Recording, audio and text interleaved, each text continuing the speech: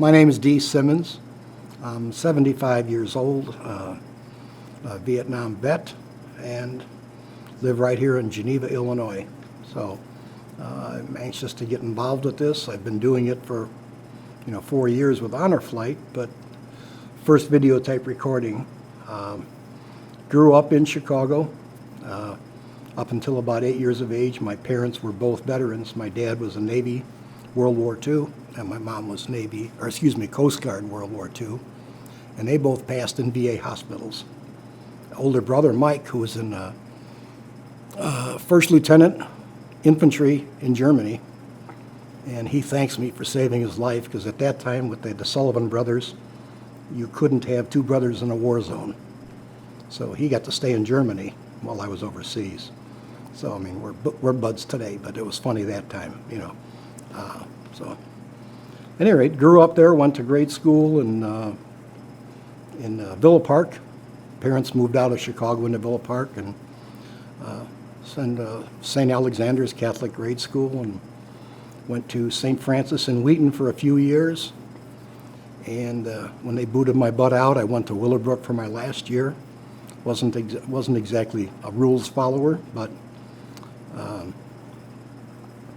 after that, I just did a couple of miscellaneous things, and when Vietnam was really cooking, and so I joined up, strangely enough, in the reserves in Forest Park, Illinois, to, be able to pick my MOS and do what I wanted to do. And then in '68, after the Pueblo crisis, history-wise, they activated the reserves, and my whole unit got shipped out to Fort Carson, Colorado, with no job and no mission to do. So naturally, being punks, we all complained, and about a month later, we all got shipped to Vietnam, different units all over the place. Not as a group, you went individually, and you replaced people that either de-rolled out or didn't make it. So we went all over the country. When I joined originally, went to Fort Leonard Wood, Missouri for 6 weeks of basic training. And right after that, you go into AIT, Advanced Individual Training, and my MOS was actually for a clerk typist, because I took typing in high school because it was an easy class, I thought, right? It wasn't that easy, but when I got to Fort Carson, Colorado, after we were activated, first thing that happened is I had no job to do, so I was in a transportation division, 724th Transportation out of Forest Park, Illinois, and we had big, huge tanker trucks. We went around and watered lawns in front of the post commander's house. Everybody was pretty frustrated about that. But I did go to school out there, and they made me another MOS. I can't recall the number of the MOS, but it was what they called a CBR NCO. It was a chemical, biological, and radiological warfare. So I was the guy that was in the big hooch tent spraying tear gas on people. Not too popular at that point, but that was in my record. So when I got to Vietnam, I was supposed to be, somewhere in the back doing this and that and the other thing, but in late '68 after Tet, and in 1969, they needed all the bodies. That was the highest count of anybody. So I mean, if you could fog a mare, you were good. It didn't matter. There was no choices. Just go. Here, go. So I ended up in the Central Highlands, north in the mountains a bit, and for a while there, I was working inside the wire. The perimeter, somewhat safe, but we had to do a lot of what they call H&I, harassment and interdiction, where you go outside the wire on patrol and try to keep. Qui Nhon, the major base there, was a big ammo dump and a big petrol dump, so it was a prime target for the VC. So we'd get mortared 6 nights a week. I don't know why they would take Sundays off. They're Buddhist, I don't know. But we got a lot of mortar. And actually, I got hurt more inside the wire than outside, because when the mortars would come in, you would find a bunker, you'd find anything. And we found you know what Connex is, like a big semi-truck body with no wheels or tires. It's like a dumpster, only with two big doors. And you open those doors, and we all got in there, about 20 of us, and it took a direct hit from a mortar, which flipped the thing upside down. Well, physically it wasn't, but, you know, I couldn't hear. So to this day, I don't hear that well. But, I mean, the resonance was unbelievable. So, but then outside the wire, that's when you had contact. I mean, I'm not like, you know, hand-to-hand fighting in the jungle, but you were just always outside the wire, you know, trying to keep people back. So therefore, we had a big, around the perimeter, that's where the Agent Orange comes in. They were trying to defoliate all of the vegetation. And so we're just covered with it every day, you know, just you'd peel it off just about it crusted like a potato chip on your skin. But so there was a lot of activity outside the wire and occasional inside. It ranges from total boredom to abject fear. I mean, you know, from 1 minute you're saying, hey, what's going on here, you know, and the next minute you're saying your goodbyes. I had one small stint when I was helicoptering where I wasn't flying a helicopter, but I was there, and, you know, they were shooting, going to perimeter and in the little fire bases, landing zones, LZ Nancy we had, and they, you know, would spray around there with the Agent Orange to try to knock the vegetation down so that incoming helicopters, and it was a good-sized hospital in Qui Nhon City, and the helicopters would be doing dust-offs, picking up wounded, and they would be flying in. So if they land, you know, that's a prime spot for a mortar or rocket fire. Yeah, spraying Agent Orange, of course, with no mask on, you know, so that's why I've got like a third of my lungs left from Vietnam, Agent Orange. And then we used to fly treetops. I mean, the helicopter would go up as little as possible and then sideways, because, you know, the higher you were, the better angle for small arms fire.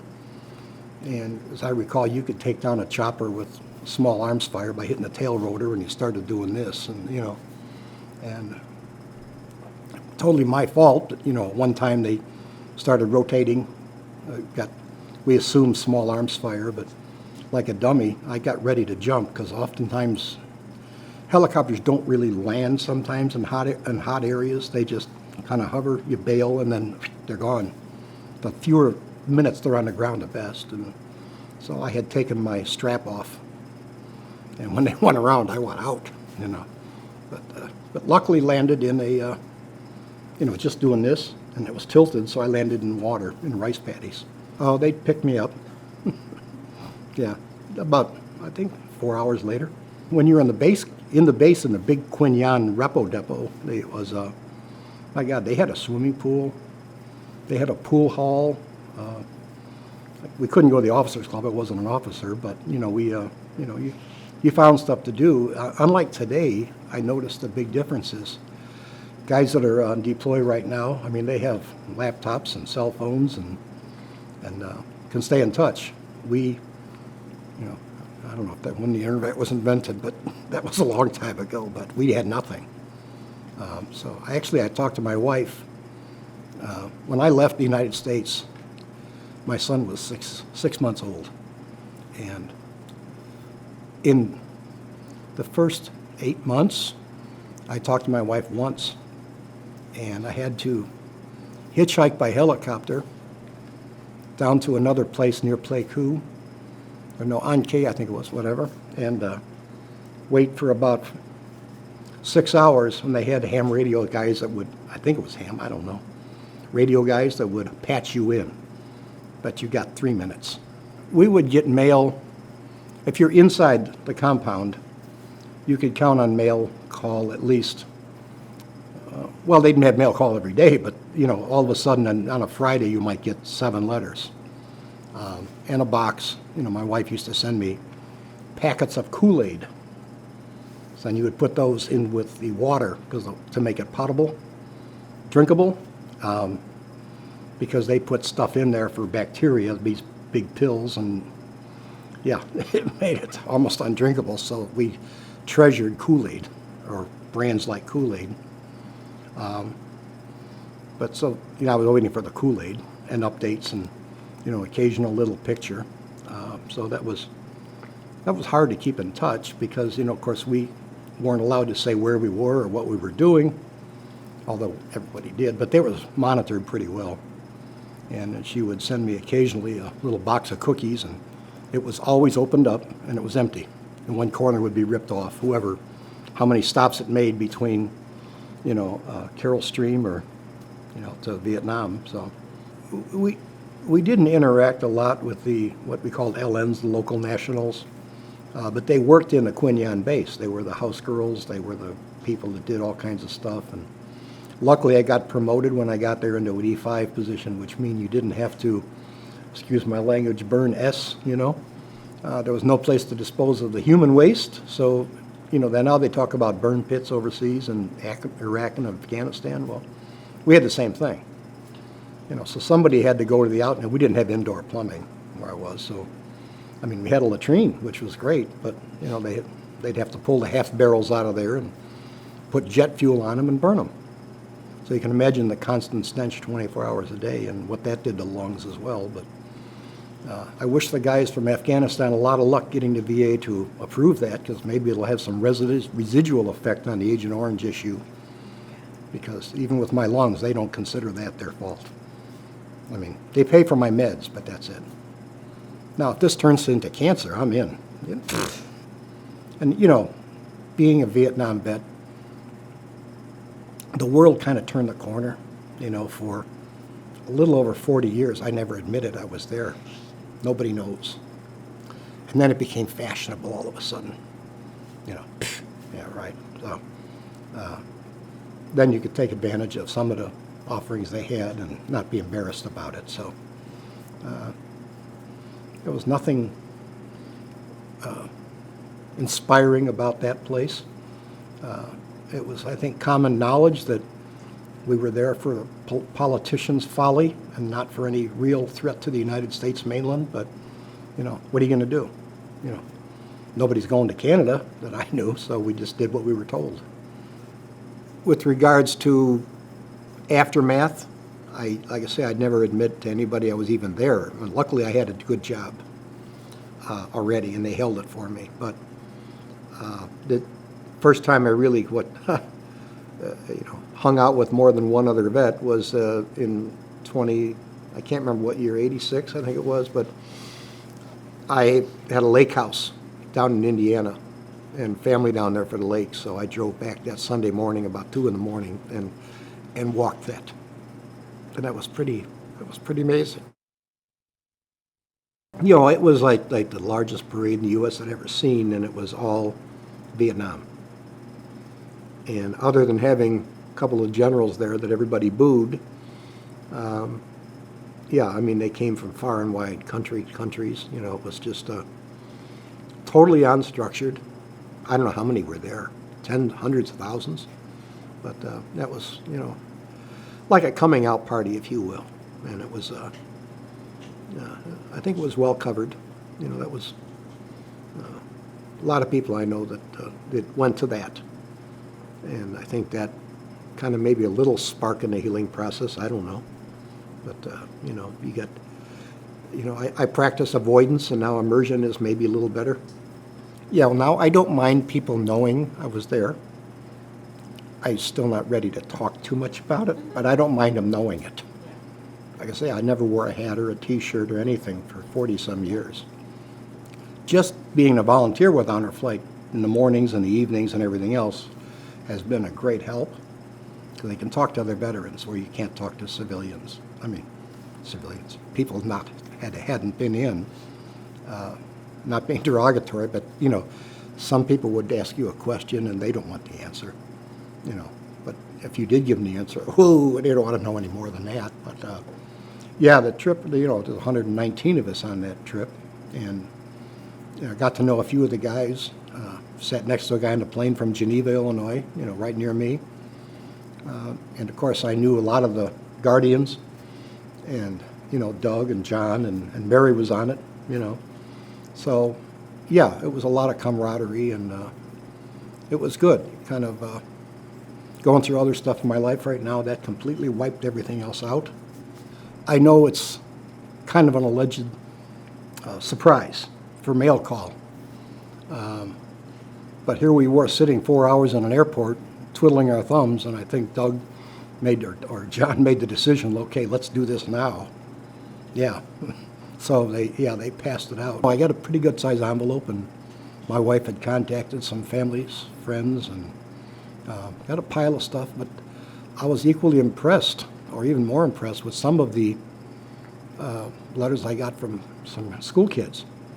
I mean, some of the brightest kids. I mean, not to suck up here, but but you know, from all over the country, but a lot of them here.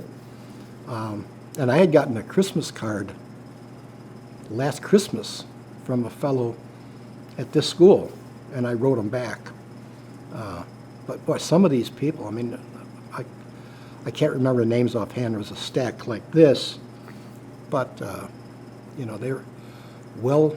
I mean, it kind of, that and the people we saw, the young people in D.C., kind of reinstituted your faith a little bit, the next generation, because that's valuable. When they say something, I tend to believe them more than when an adult says something, and that bodes well for the future for me.